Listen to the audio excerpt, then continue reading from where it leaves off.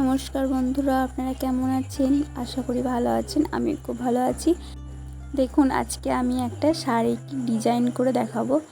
Plane একটা শাড়ি নিয়ে নিয়েছি এক কালারের এবং দুটো কালার, একটা ব্রাশ।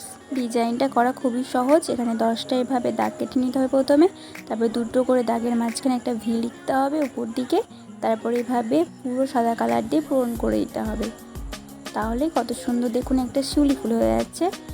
তারপরে শিউলি ফুলের মাঝে এরকমভাবে কমলা কালারটা দিয়ে দিতে হবে, তাহলেই পারফেক্ট শিউলি ফুল হয়ে যাচ্ছে। আপনারা কে কোথায় থেকে আমার ভিডিওটা দেখছেন অবশ্যই কমেন্ট বক্সে জানাবেন এবং আমার কাজ কেমন লাগছে সেটাও জানাবেন। একইভাবেই দেখুন পরপর শিউলি ফুলগুলো করে নিতে হবে। প্রথমে ছোট আঁচলের জায়গায় প্রথমে ছোট, তারপর আস্তে আস্তে বড় বড় করে এভাবেই সবগুলো হয়ে যাবে একই রকমভাবে, ছোট থেকে বড়, তাহলে আঁচলটা পুরোটা হয়ে যাবে। এই দেখুন 3টে লেয়ার হয়ে গেছে। এবার পরেরটা করছি।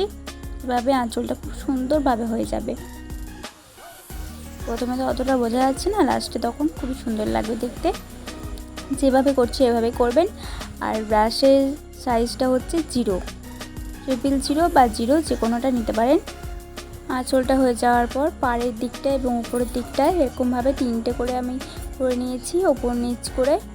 এরপর মাঝের অংশটাতে একটা একটা করে করে নিয়েছি ফাঁক ফাঁক করে।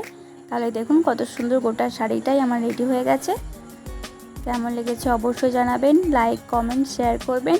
যারা আমার ভিডিও নতুন দেখছেন অবশ্যই সাবস্ক্রাইব করবেন ও পাশে থাকবেন। ধন্যবাদ।